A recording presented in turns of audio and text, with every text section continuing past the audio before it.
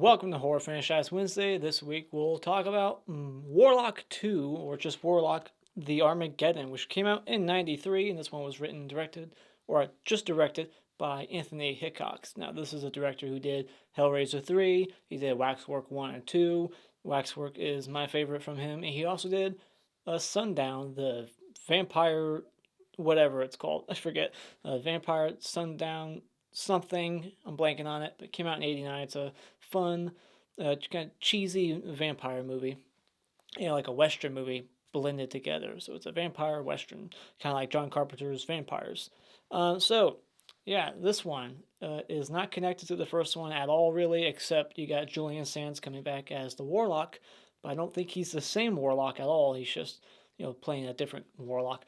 And it's basically the same story, except now instead of him going out to retrieve these pages to find out God's real name, he's taking all these rune stones, these stones, or whatever, from all these different locations. He's got to gather all like 5 of them, and if he does so, he can allow the devil to come back on Earth, and he's also the son of the devil. He's not just a warlock, he's the son of the devil too. He's the Antichrist. So let's get into my positives. What I like about this one is that it ups the gore and the effects. There's a lot of fun, cool effects in the movie. Practical effects in the movie. You got a lot of creative kills in it. It almost turns into like a Wishmaster movie where he's doing like these just really weird inventive kills like that you would see in the Wishmaster franchise, where he's turning like a guy into like a piece of art, some little statue, like just weird kills and some bloody ones as well that are all very just funny and goofy. They're not like very mean-spirited or anything. It's a very campy movie. It's got a different tone than the first one. And so I like that, and I like that they brought back Julian Sands to play the Warlock, the title character, once again. He's not the same character, I don't think, in part 1. He doesn't bring up anything from part 1. There's no connection, like, at all. But I like him returning, and also he's the best actor in the movie. And love the kills. And also there were some cool shots here and there, some interesting visuals. It seemed like the director was constantly trying to do something different with the camera in every scene. I like the attempt to create some interesting shots. I like the way that the Warlock is rebirthed, reintroduced to the franchise in this movie. That was pretty funny, and just shows you what kind of ride you're in for when you watch that scene. And also, it's very quick paced. It just gets to the point and just doesn't really let up. So, outside of that, my negatives would be that since I'm a big continuity guy, I didn't like that this movie just flat out ignores part 1. Like, it doesn't even exist. This is like a remake, almost. Like, it's like, let's do part 1 again, but we'll throw some druids in here and some stones instead of pages. So it's like you're doing the same story again, but changing it ever so slightly. But why ignore part 1? They could have addressed it in some way. I'm not asking for the characters of part 1, like, Cassandra and the one guy to come back again, which after watching this movie, I'm glad they didn't come back and, do something to ruin those characters. But address that movie somehow. You can still connect it somehow, right? There's just no attempt at all to connecting it to part 1, so that just kind of bugged me. And the acting from everyone, except for Julian Sands, is awful. And you got some kind of big names in here. You got like the guy from the Lethal Weapon movies. You got, the guy from The Thing. So, I mean, not huge names, but familiar faces, people who are good in other movies. But I think it's just this director and the dialogue that makes a lot of the acting in this movie seem horrible. It's just emotionless at times. There's hardly any emotion in the movie. It's like reading off a fucking piece of paper, like someone's holding a cue card off to the side. And like the kids, I thought they were the worst. Like at first my note was the younger people are the worst. And like the older people were, they're fine. I'm not going to criticize it. But then it just kept going and going as the movie. I was like, no, scratch that. Everybody is terrible in this movie. Everyone except for Julian. And it's just the cringy dialogue. It's awful. There's a lot of hard dialogue to try to sell in this movie. And it gets too melodramatic at times too. It doesn't know what it wants to be. This is a very weird, campy tone at times, but then it's also trying to be serious. Like there's this love, relationship going on, and it's very generic. The kids are in high school, and one's gonna go to San Francisco to go to school, and he wants the girl to go with him. I'm going with or without you. The dad doesn't want her to be with him. Blah blah blah. And the music during those scenes is very heavy-handed, like telling you like this is a sad scene, you should be crying, this is dramatic and intense. Like the music was awful, and then their performances in those scenes were awful. The dialogue was very awful. Like, yeah, it's just every scene with those kids, they're my age probably, but they're high schoolers, whatever. Awful. I hated all of it. Every scene with Julian Sands and all his kills that he was doing, all the different effects with him, all that stuff was fun, entertaining. I wish the whole movie just would have been that somehow, and just fuck all this stuff because that's awful.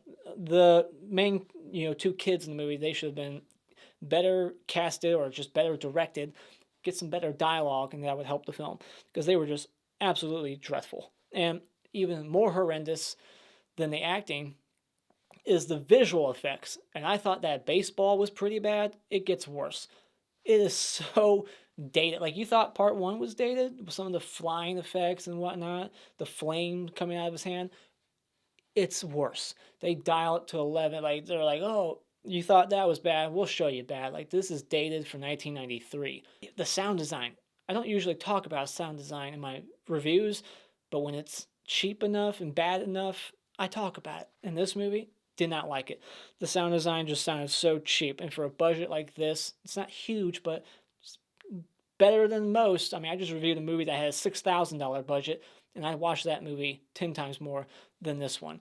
And I'm sure the budget for this one was somewhere in the millions, right? Come on, you can do better with the sound design and these visual effects.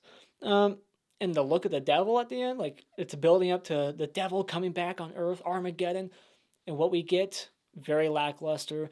No attempt to create like an actual like practical, devil monster or just a guy in makeup. Nothing. What we see, I can't really describe. It looks weird. It's like we're just seeing like a white outline of what the devil is, and then the way the evil is defeated makes no sense. I don't know if it was explained how this is their weakness.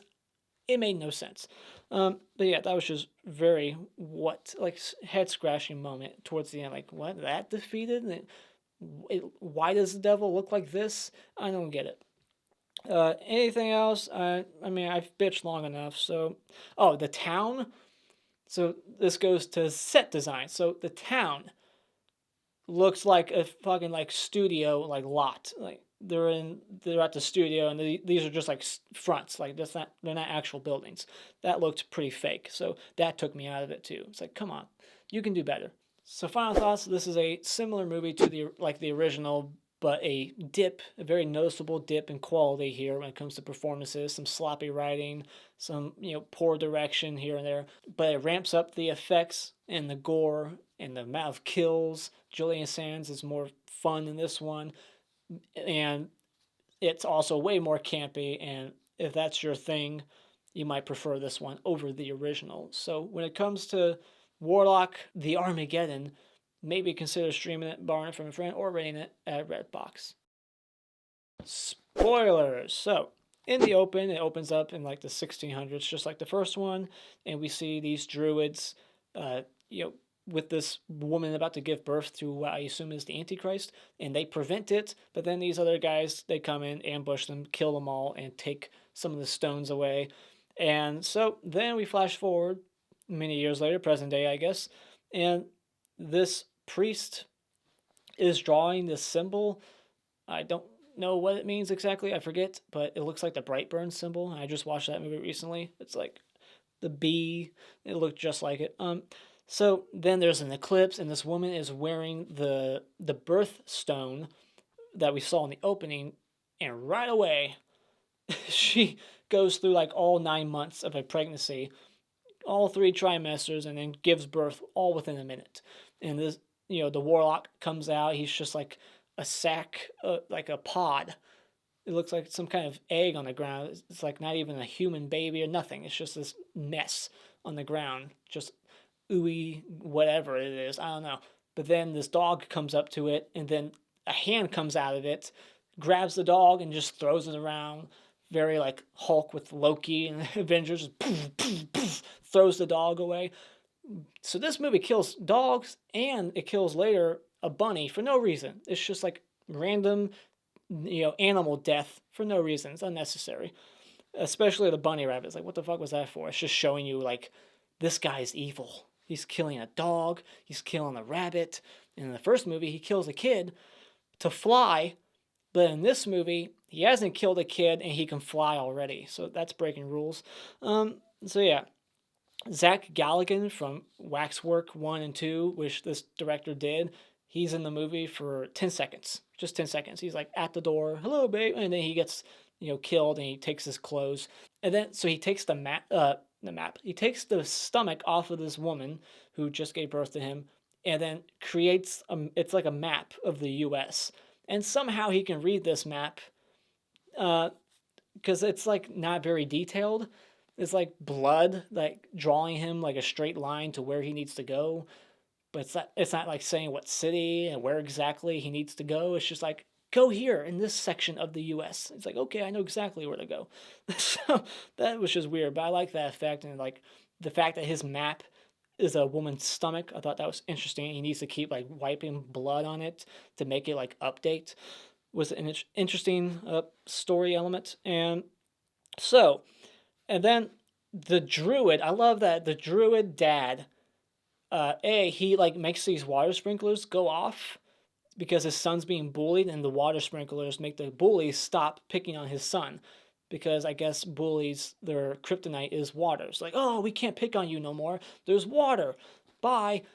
But B, so he has to shoot and kill his son or kill his son in any way. It doesn't matter. To resurrect him, he needs to do this because, he's the one that's, he's the chosen one. But he needs to die first and be brought back. But he doesn't let his son know this.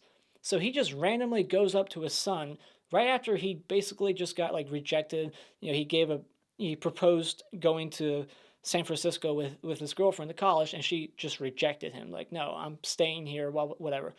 So he just had that heartbreaking moment, and then right after that, his dad comes out with like a 12-gauge shotgun. He's like, sorry, son, I love you. Blows him away. What the fuck? Like, you couldn't like warn him, and then when he comes to and they bring him back, he's like panicking because it's like 1 second later for him.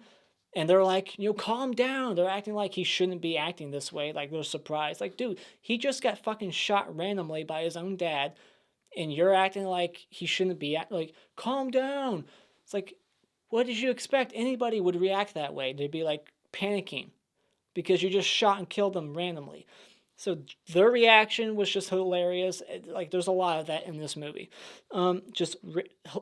Hilarious reactions that don't make sense. Like, the cab driver scene with the gas station guy. Okay, he's not even really driving the car. So he just needs the car. He can drive it with his powers, right? Julian Sands. He doesn't need a cab driver, but he keeps him around. He's dead. He's got a dead cab driver driving him around, but really it's just the Warlock using his magic to make the car go, and he can fly. So he doesn't need the car. So this is all pointless, but it's just a funny, visual, just a dead cab driver driving him around. But he pulls up to a gas station, and the guy's like cleaning the windows. The Warlock gets out, and he's walking around.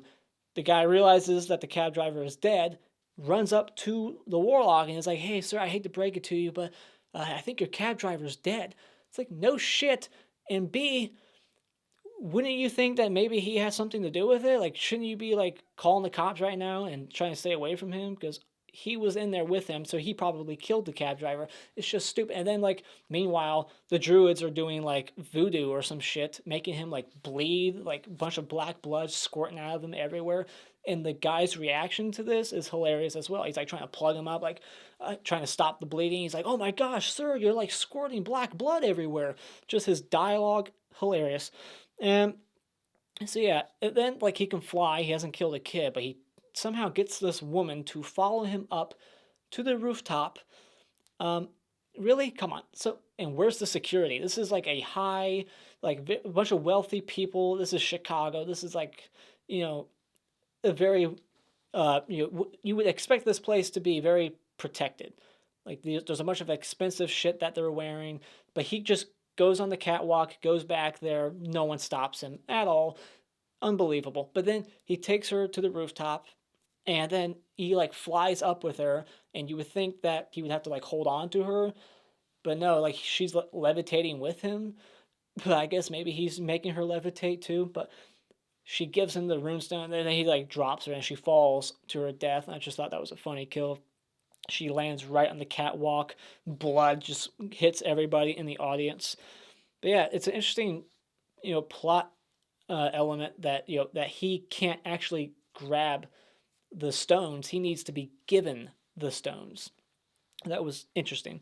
And then the little person from Waxwork is in this movie, a hell of a lot longer than Zach Galligan. And, she gets, or he, it's a girl, right? Gets thrown into the Iron Maiden.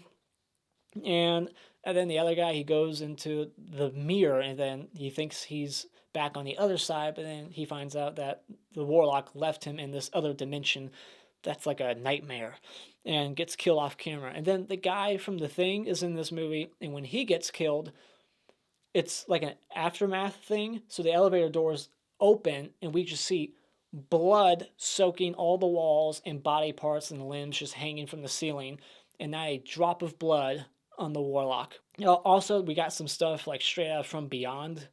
The gas station guy, he sucks like the blood out of his eyeball. Very, very much like From Beyond.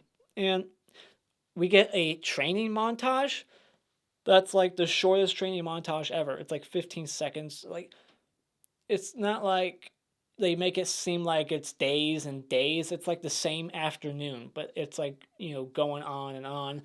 And they're like, all right, you got the hang of it. Like, we trained you how to use your powers that you just fucking discovered today. And, it's just ridiculous. Like, there should have been, like, Rocky music playing over it. It's like, we're going to have a montage. Like, that South Park montage song should have been playing. Buck Flower makes a cameo here. Interesting to see him not playing a hobo. He makes this one guy turn into, like, an art piece. I thought that was a cool, interesting way to kill him, although not really dead, because you can see eyes like blinking still. And he makes that one secretary shut up, removes her mouth, and then he picks up this hitchhiker. I guess he needs her blood for the map, but she's like going on and on about how ugly she looks, like she's fishing for a compliment. She wants him to say like, "Oh no, you look fine, babe." She's like, "Oh, I just look so awful. You must like hate my hair. Look at my hair. It's awful." And then he just takes her hair and rips it off, all of it, like every strand, just takes it off with her scalp. Now she's just got this bloody mess of a head, and then just kicks her out. Full speed driving, just her body flies out of the car, hits a rock. Speaking of rock, later on when the Warlock is pushing that one giant rock over, you can clearly see a bunch of like crew members behind the rock pushing it with him, or just standing there. Like, pause it, and you'll see it. It was very funny. And the one woman is like crucified upside down, like an upside down cross, and everybody in town hates these local druids, and it's never explained why. They just don't accept them for who they are. They don't like the fact that they're magical. But what have they done to them? They've done nothing at all. And that one druid guy, the priest, he's the creep in the Hider in the House movie in '89 with Gary Busey. He's a fucking creep in that movie. And then I like the whole like walking down invisible stairs, and he has like invisible guns that he shoots the druids with, kills them. And also, so he gets the final stone, he opens up the portal to hell, and then we just see like this awful looking devil. It's just like an outline of it. It's just, what the hell were they going for? So yeah, and then when the Warlock gets killed, but first I should say, how they defeat the devil in that moment is by shining headlights on it, and then that's it. When did they say that was ever a weakness? I don't remember that. So then the way the Warlock gets killed in this movie was very like street trash. He just starts melting, and then he's like in different colors. It's just weird looking, but I love it. It's actual practical effects and not that awful visual effect shit that we see before.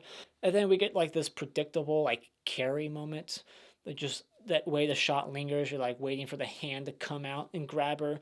Takes the birthing stone right back to hell to set up the sequel. So by the end of this movie, both of their parents are dead. No tears shed, no shits given. Like, whatever. We don't have time to grieve. It was just ridiculous. So it's like, really? All right. We're not going to take a second to acknowledge that? All right. So, but yeah, it's a campy movie. So I guess I didn't want to get too sad. But it was being very melodramatic earlier. So fuck, why not? But yeah, that's all I gotta say about this movie. Oh, the main girl in this movie, she was in *Malignant*, one of my favorite movies of this year. So there you go. Thought that was interesting. So she went on to actually have a career. So despite her bad acting in this movie, but that was probably the director. Who knows? Yeah. So those are my thoughts on Warlock 2, not 2, The Armageddon. So what are your thoughts on this movie? Do you like it more than the original? Let me know in the comments below. And as always, if you like what you've seen here, you can hit this like button and become a subscriber today just by clicking on my cartoon face in about 5 seconds. And remember, it's just an opinion. You don't need to get butthurt about it.